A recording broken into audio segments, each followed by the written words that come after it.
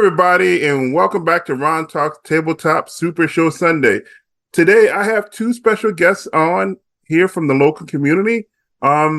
Would you please introduce yourselves, starting with John? Hey guys, thanks for having me on the show again, Ron. I know I've done one of these before. I think back when you first started playing Super Show, and yeah, really happy to be here. I'm Jonathan Thew, aka Hold the Line Harry, the general manager of the ACCW, our local Atlanta community, and yeah, look forward to answering some questions and sharing more information about our community. Yeah. And Jeremy.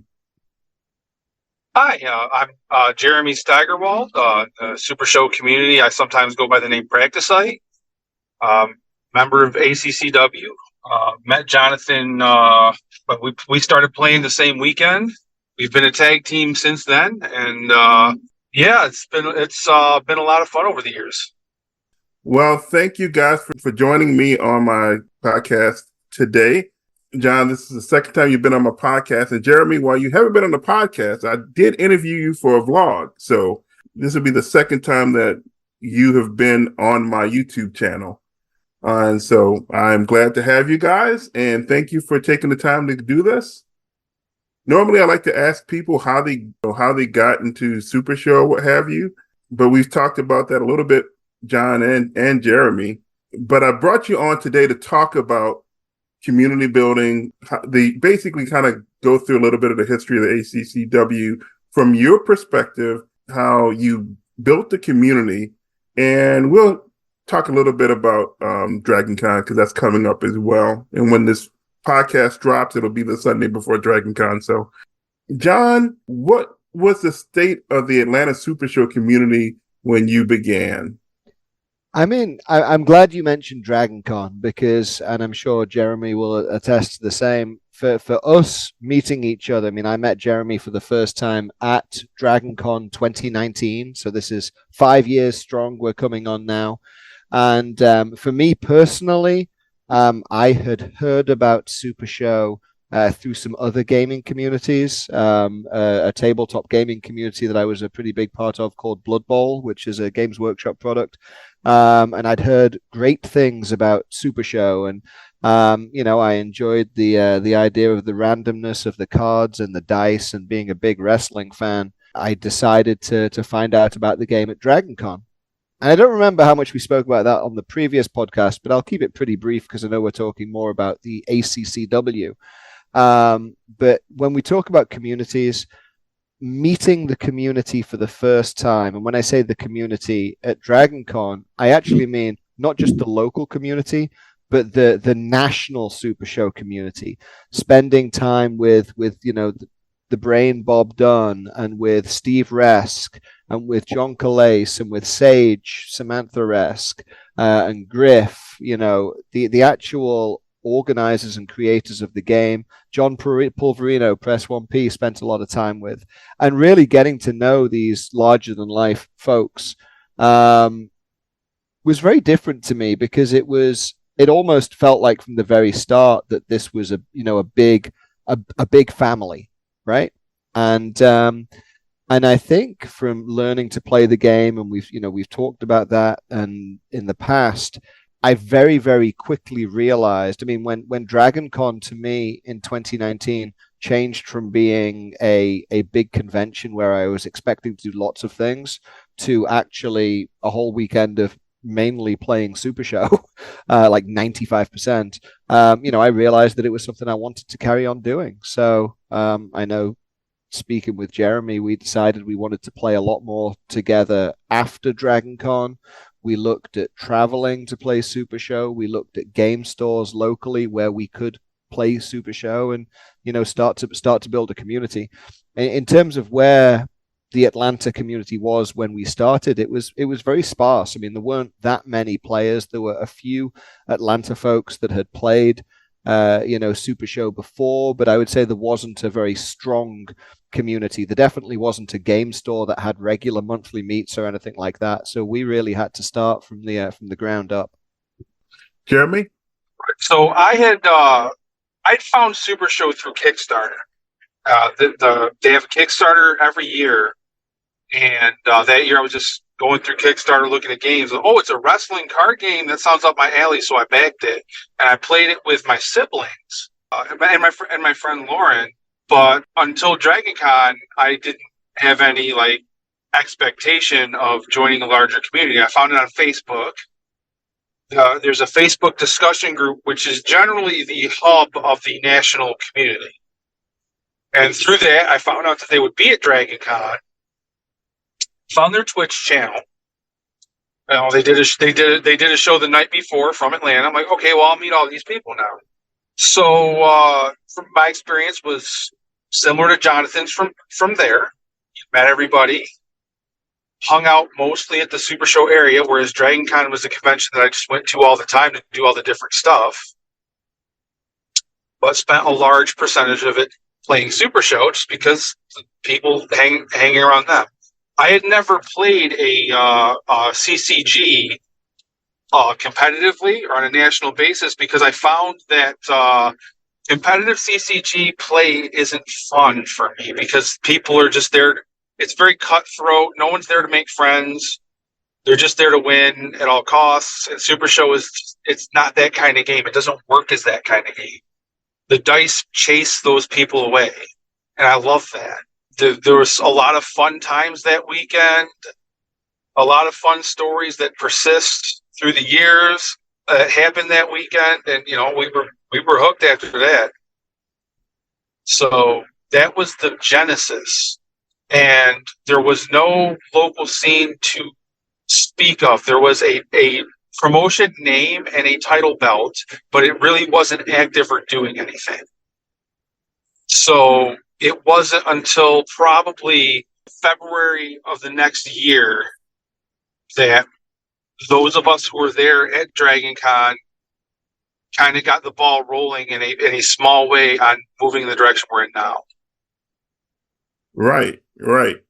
And both of you guys touched on this a little bit, but why, of all the other games and communities that there are out there, why did you decide to invest in this particular game and community?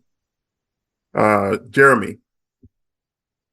Well, I've been a wrestling fan my entire life, basically. And so any kind of a wrestling game is of interest to me to start with. I played wrestling role-playing games, wrestling online games, wrestling video games. So a wrestling card game, that was going to have my interest to begin with. But then on top of that, when I found out how the community is, the giving nature, it resonated with me. We give people things in this community. We value people to play the game with more than hoarding bunches of cards. And, it's the experience more than the wins and losses.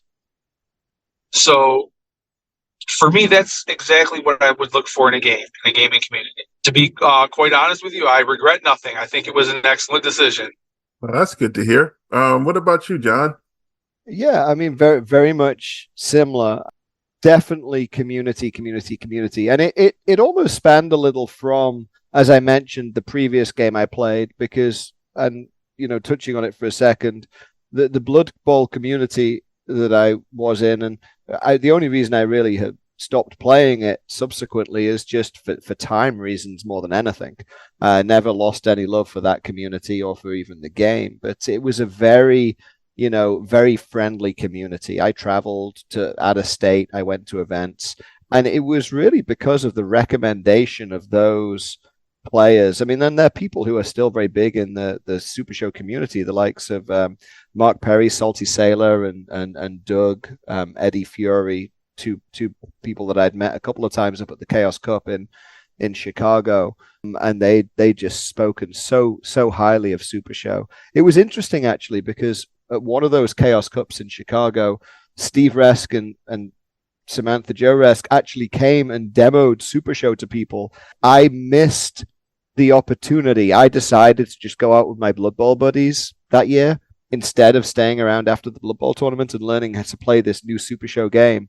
So the crazy thing is I could have actually been playing Super Show for about 18 months longer than I actually did. And it's like one of those things I feel I missed. I could have been an even earlier adopter of Super Show had I made a different decision that night. But like you say, I mean, why am I drawn to it? And it is because it's one of the few games in the world where you can win or lose and you can have just as much fun either way.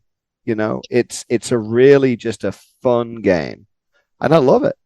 It's made by the people that that play it. It's like the community is as much the game as the game is the community, and I really like that. Great. So I know you guys started in Dragon Con 2019.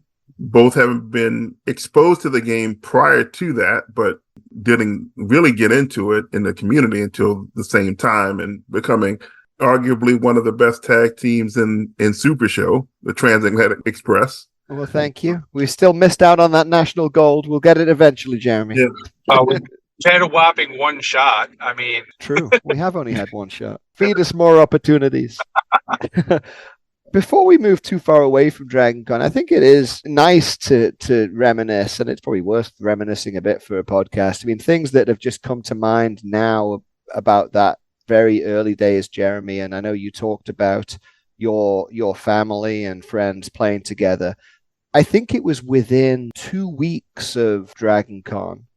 You invited me to your games night on one of those Friday games nights, and I had a wonderful time. And that sort of thing as well. I mean, I was there and I met your brother for the first time, and I met Lauren for the first time, and other family members of yours, and we had a bird cage and we did a draft, and it was an absolute blast. And that was when Hold the Line Harry was born. I think I shot my first ever Hold the Line Harry promo that night and heard about the crazy Kit Kat stories of Alien Invader. But it's just happy memories. Yeah, that was so my sister and my brother-in-law played just a couple of times a year, but they played that night. And I think me and my brother-in-law, a different John Weber, started the match and we ended the match. We were the first two and the last two. That birdcage was wild. Henry got up to a 12, got his power score from 5 to 12, and he was just like glorying in it. And so everybody at the table attacked him, and he's like, "I regret nothing." It was just a blast. And then as a group, we traveled again very soon after that. We all traveled up to Plaid Saturday to Louisville, Kentucky. You came up with us to that as well, didn't you, Jeremy? I was there, yes. Lucha Uberstar made his public debut at that. Yeah. Well, I mean, and this was all within months of us learning the game at Dragon Con, or I should say learning about the community at Dragon Con. We really both dove in feet first, with playing locally, and we had some small meetups at local game stores. We played at Jeremy's house, and we started traveling straight away. I mean, I remember thinking in that first year before COVID struck that I was going to be the rookie that had the Road Warrior Award, because I remember in the first 6 months of me playing Super Show, I traveled to play Super Show in Chicago, in Louisville, in Dallas, here in Atlanta, Georgia, and we'll come on to it in a minute, Sunshine Smackdown in Orlando, Florida, and in less than 6 months. And then in Oklahoma, in Norman, Oklahoma at Wizards Asylum as well, where there was a play group. I really traveled so hard, and I was loving it and traveling so much. Some of those trips with Jeremy, I'm sure he'll share in a moment. And then, sadly, COVID hit, and the world shut down for such a time as it did, and we'll talk a little about that as well. But yeah, we really jumped in head first, feet first and head first, if that's possible. Yeah, the travel for the game is one of the cool things for me, because I'm almost 50, but in my life, I had not traveled much at all. I just never had resources until the past 10 years or so. I've traveled more for Super Show, about as much for Super Show as I have for everything else in my life combined. Wow. And so to me, it's pure joy to get to go to an event, see all my friends in the highlights of my year. I can see that. Folks know I've been playing for just over a year, and I've done my share of traveling this year as well, even going to Gen Con. And the last time I went to Gen Con, it was all board games and role-playing games. This past year, it was 95% Super Show. That's definitely something that happens to you as a Super Show player when you go to a convention. It's all consuming, and it's not a bad thing. I mean, I love it, but it is. It does end up taking over everything. Yeah. Could be a Super Show tabletop role playing game, though. Let's work on that one. Yeah, that needs to happen. I would love that. So, guys, I know that you started in DragonCon 2019, and it wasn't too long before you were really invested in the community and actually like taking the lead. I believe, Jonathan, you were. John, when did you become the GM? So it was around about Sunshine SmackDown, Okay. and we were playing somewhat regularly at two stores. I would say we played across two stores, and there were two stores that both carried product for us. I would say I was I was named the GM at the time, and I was also coordinating with all the stores about getting the product in and organizing some demo nights. And Jeremy was a massive part of all that as well. But I would say I was doing a lot of the coordination with the stores, and it was Heroic Gaming and it was Gigabytes. We don't really play at either of those stores anymore for various reasons. Well, Heroic shut down during COVID. Gigabytes is an incredible store here in the Atlanta area, but it just didn't really want to focus on the smaller card games, so they didn't really support us as much as we would have liked. But they carried product and they helped us get started, and we appreciate that. We had a number of monthly events, and I would say that I think, Jeremy, because we were traveling so much, we probably didn't have that many local meets. I don't think we were meeting more than once a month like we do now, even back then, right? We were doing other things throughout the month, but in terms of a scheduled Super Show event, I think we still really just did one a month, right? We've only ever really did one major one a month, which for me is good because I couldn't attend more than one major one a month to the stores up north of Atlanta. Atlanta is a large city. It's difficult to get through, and most of the game stores are in the northern part of Atlanta. So with the groups as spread out as it is, once a month is perfect for us because everybody you can get a day where everybody can be there. I do know that during the Heroic days, there was I think Monday nights or something like weekly. that. Yeah, weekly. We used to get some people there for friendlies, which we might be doing down here in South Georgia. And I'm in the car driving home from a game store where 6 of us met up tonight just to play some casual Super Show. Yeah, and that's kind of like the numbers we had at Heroic. Yeah. We'd get different people in each week as well, and some people stuck around playing the game, and others didn't. I think there's definitely a notable mention that we haven't done yet, and that is your Michigan fan compatriot Downriver Drew. Downriver Drew was one of the original founders as well from DragonCon 2019. And while he didn't necessarily do a lot of the organizing or the promoting, he was there from the very beginning as a player. And I think the number of triple threat matches we had for those various titles, Jeremy, you, me, and Downriver Drew, the days of the Gargano and Lady Baba combo. What were they called? That was his team. I can't remember. I do not recall. Yeah, it was when people could make tornado teams from two different cards instead of printed tornadoes. We had a lot of good rivalries through those years. That was the real Wild West of Super Show. Yeah. I bet. So COVID happened, March of 2020. I remember it vividly. I had a 3-week-old at the time. My company sent everybody home to work remotely. Mm-hmm. There was a seismic shift in the way that we did things. And, even though we're back into our offices and everything like that and living in a post-pandemic world, the COVID-19 pandemic really shook some things up. So what happened during the COVID pandemic, and how did you guys adapt? Jeremy, why don't you go first? Well, like everything else, it shut us down for a while. At that time, we were very small. It took us a long time to gain a whole lot of traction. I think we would get maybe 6, 7 people at a locals. So our locals community was not very large, and a lot of us were all in the same groups. We did one event online. We did one event at my family's house, actually out in Gratis, Georgia, out in the country. Brought a laptop outside so that some people could play remotely. Jonathan came over to the house, and that was an interesting experiment. I think Downriver Drew was there too.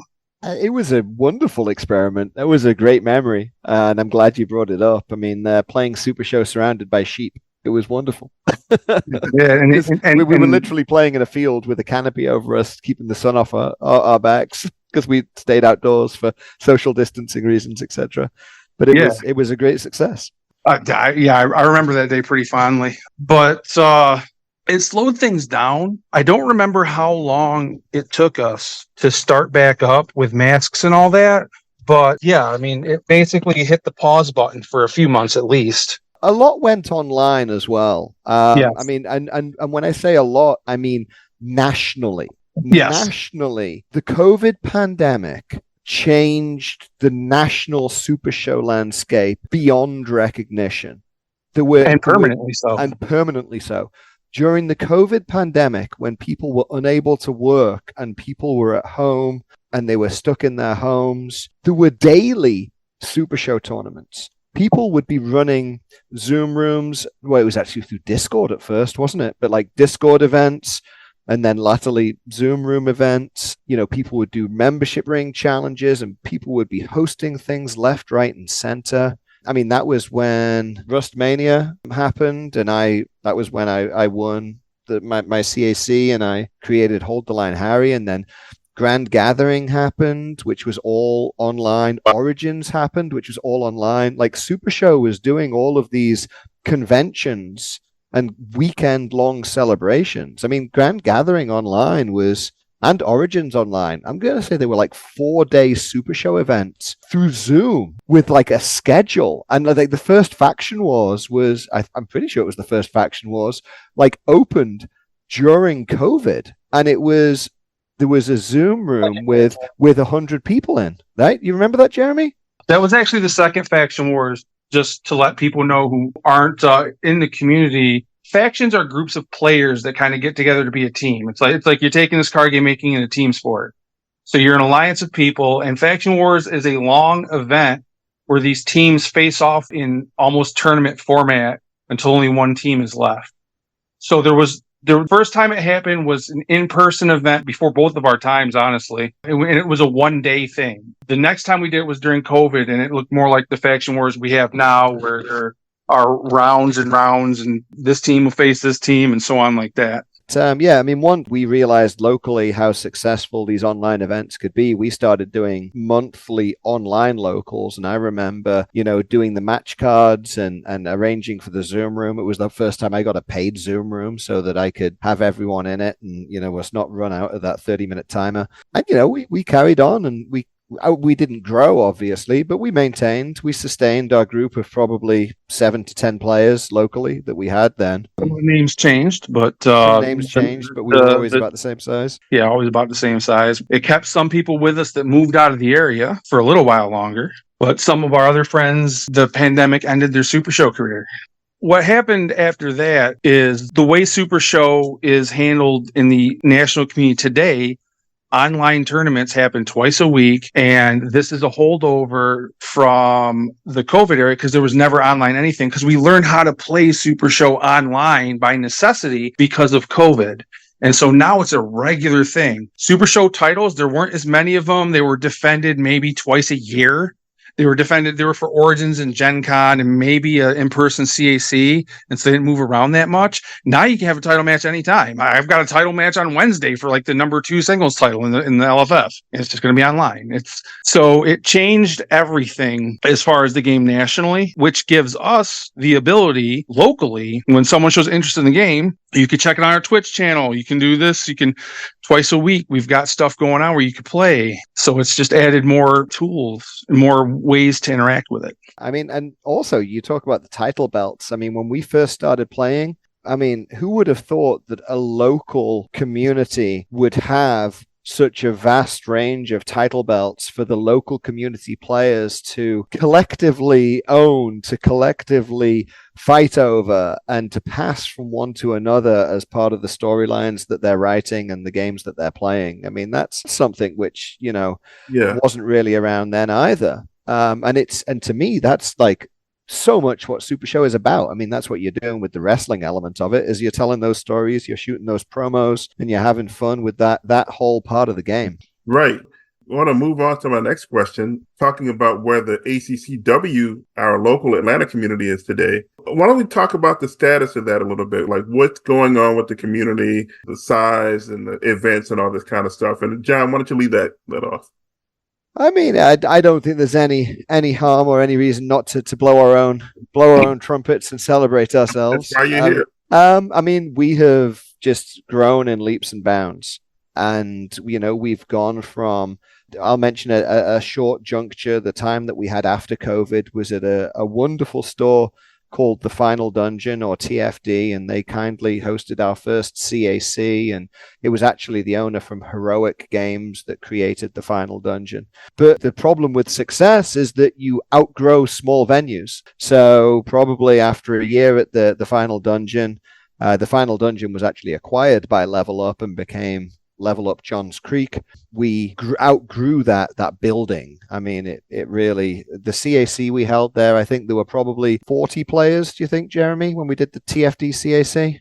Yeah, 42. 42, and we were they had the court. Yeah. So TFD had very little shelf product and a lot of place to play. When Level Up bought it, they put in more product, but the actual physical number of tables shrank dramatically. And so they ended up telling us, hey, you really need to move this to Duluth because it's a big store that can physically hold you. We really can't. And Duluth has the capacity for more than 100 players. Oh, Duluth is massive.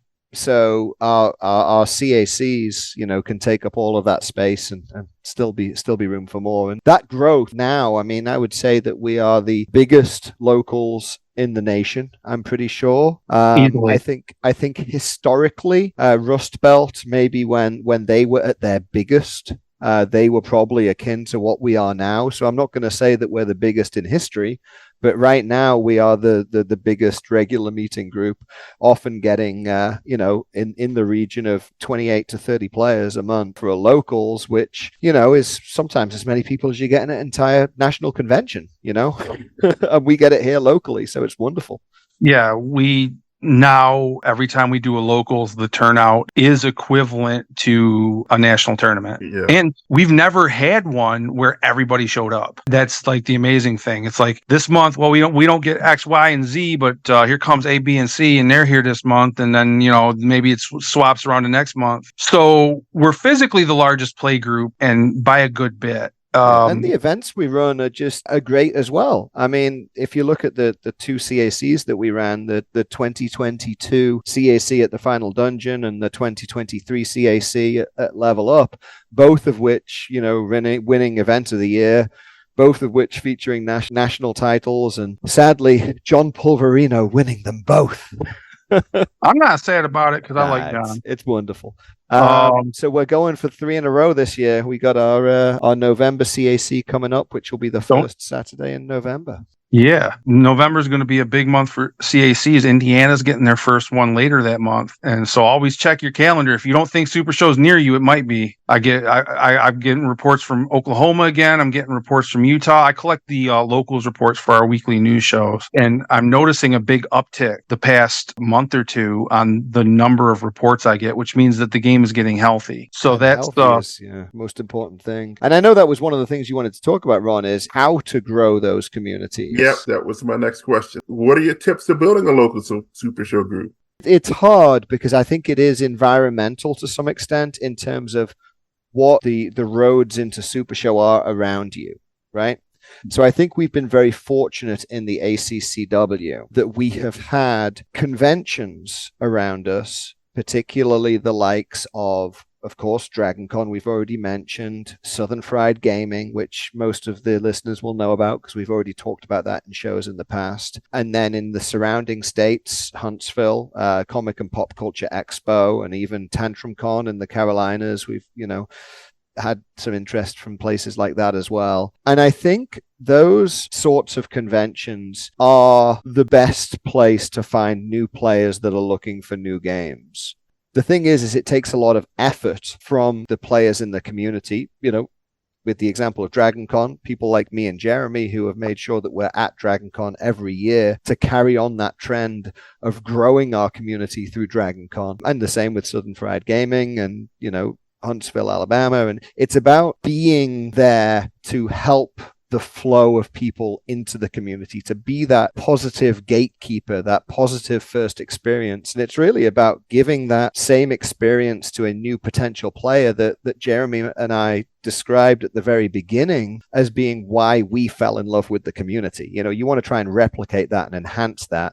And we've been fortunate that we've been able to do that at DragonCon, at Southern Fried Gaming, at Huntsville, at TantrumCon, at these local venues. And, if you can do it at your local game store as well, that's wonderful. I mean, you're going to get new players just through being in the local game store. But I think to grow faster and to get that sort of that kickstarting burst, try to find some sort of convention or event or some sort of gaming conduit to sort of help kickstart that new group. And I think that would be a great thing to do if you can geographically, if that's something that you're able to do. I would say, as far as practical advice, learning how to demo the game, speaking to someone who is experienced at demoing the game, has done so for a long time successfully. Pat Mulligan is the longest running demo guy in the community, does a great job with it.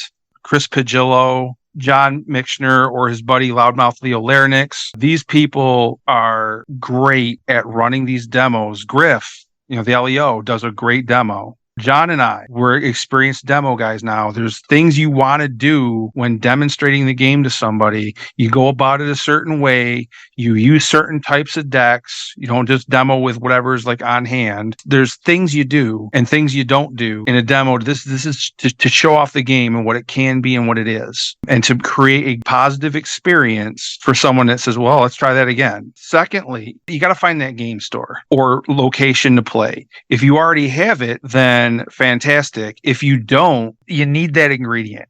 You need a store that's going to support you. They might not even carry your product. It took us a long time to get TFD to carry Super Show product. They said, we'll let you play here, but we don't have the shelf space to carry product that we're not sure is going to sell or make us any money. The place that we were playing at tonight in Stockbridge, Georgia, they don't sell Super Show product. They are currently not interested in doing so, but we've just started coming there. If we're there for a long time, if we keep it up regularly, that might be reviewed. But that was how it was at TFD. Eventually, they're like, these people come all the time and they spend money while they're here. Let's give it a try. And then they were fully on board with us.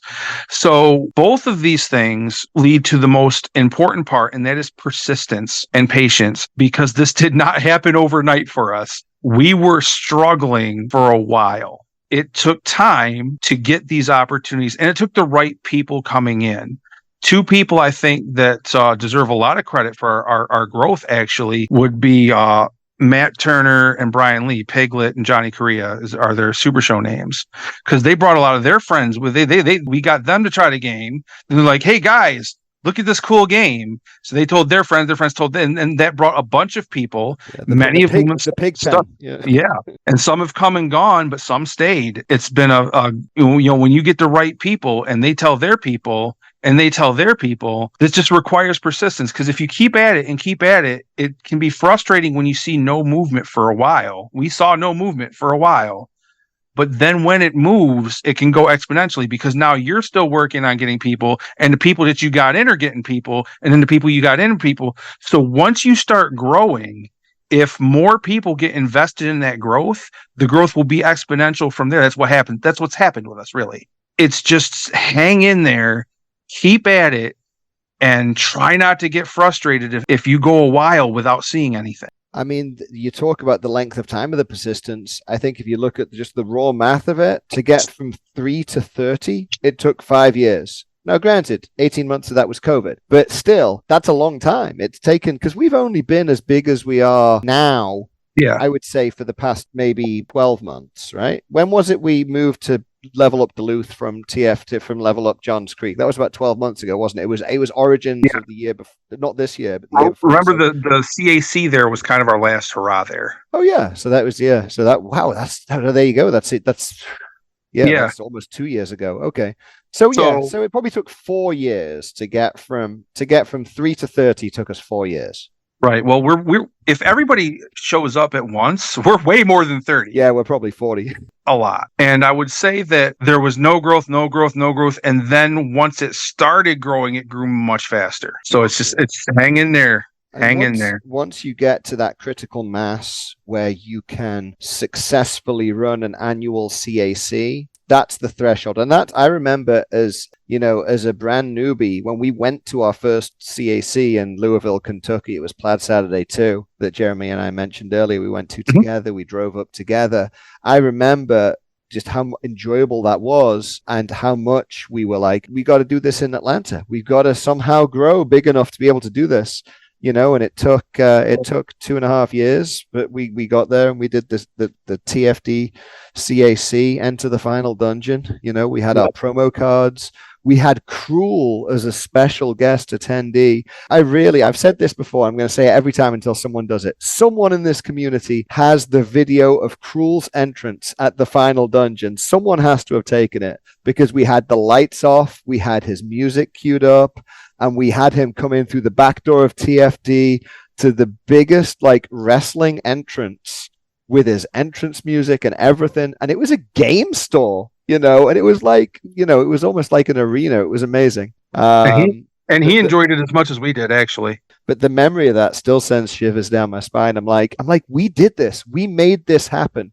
We created this moment. And that CAC was amazing. And last year's CAC was amazing. And, this year's CAC will be amazing as well. It's just a really fun thing to do. And that was a big goal for me. And when we achieved it, that was like, okay, right, that's amazing. Now let's do it again. Let's keep growing. But that was like a big target, a big achievement, very satisfying to reach. And it requires persistence. So it sounds like have a vision, be persistent, and you rally around the people that come into the community. Yes. Yeah, absolutely. Good. And you always work on your execution, whether how you run demos, how you interact with new people, how you run your promotion, all of it matters. That as well. Right. So what's up next for the community? John, I know you had a couple of things that we wanted to talk about. I mean, obviously DragonCon. That's coming up. I know this is going to be broadcasting the Sunday before DragonCon, so we'll be hopefully all packed and ready to go the following Thursday for DragonCon wrestling, and then the actual convention Friday, Saturday, Sunday.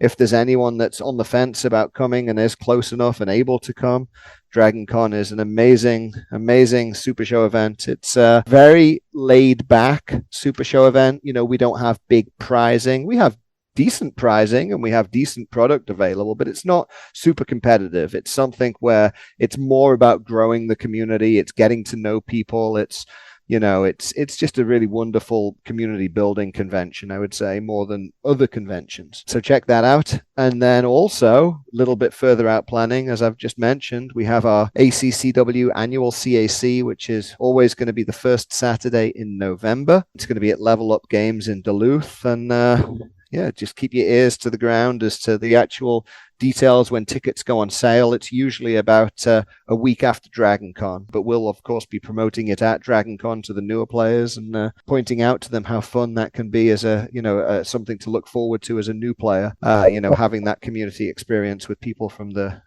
greater national community. Also, what a CAC stands for Create a Competitor. So the thing about Super Show is there are characters in the game that was created by the company. Your starter boxes are all the main characters of the setting. You have actual wrestlers who sign contracts to be in the game. Obviously, you don't sign them when they're in big companies, but usually before they go to big companies, they sign deals. They get their character in the game, and so you've got real wrestlers, but also community members can be characters in the game. Not just you, but anybody could purchase and use. So that's what a CAC is. The winner gets their own character in the game. They're big events competitive-wise, but the prize is also pretty cool. Yeah, it absolutely is. Basically, having yourself immortalized in a game that you love is much cooler. And for those of us who have been around a while, it's a very Moorish experience. After you get one one persona in the game. It's not unusual for you to enjoy it so much that you carry on putting more and more personas into the game, and family members, and then tornado tag teams and trios, and the list is endless. It's really, really wonderful. And I actually think that's one of the reasons that Supershow is so successful as a company and as a product, because it has that community buy-in from the players themselves, not just in terms of the characters, but also like the move cards, the maneuver cards. And I know you recently shared how excited you were to be on that new elbow shot card that came out at Gen Con, Ron, and that sort of personal buy-in, and that sort of the fact that your own creations and your characters are on the cards that everyone is using all over the country, even all over the world to some extent. I mean, I did some outreach in England, and I know there are players in Scandinavia and Australia, and it's obviously not big communities, but it is technically a worldwide company. Canada, Oh, yeah. For sure, yeah. St. Catherine's. So yeah, it's also a neat thing to show and to talk with people about. I work for a corporation. Recently had a meeting where, because I was on a new team in the company, and so the new team members, tell us something interesting about yourself. I said, I'm a character in a collectible card game. They're like, what? And I showed pictures of the competitor and I put it on there, and they were super impressed. They were like, that's amazing. That's so cool. Where do I find this game? So, and I know at least 2 people bought starter boxes. wow, I got to try that trick. So before we wrap up this podcast, I have a question I'd like to ask to all my guests. And John was on the podcast before, and I asked him this question, and I thought his answer was fascinating, considering that where he's from. So if you want to know, that I was, you can tell them to listen back to that other episode. Yeah, listen to that episode. Oh, he didn't talk about being a Bears fan, did he? Maybe to some extent, but probably okay. Being a proud American was probably closer. Yeah, okay. but which no. I mean, that's part of being a Bears fan, right?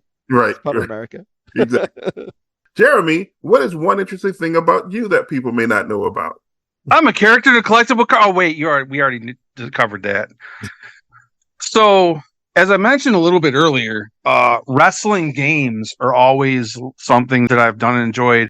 So my previous wrestling-related hobby before Supershow, there's an online wrestling game called e-wrestling. It's where you write up wrestler promos and send them into whoever's running the game, and they get published. And then someone will write these matches out as like something you can read, like a little mini sort of story. And how your character does depends on how good your promo that you put in was. And you send in like, this is my strategy for this match and how good that is.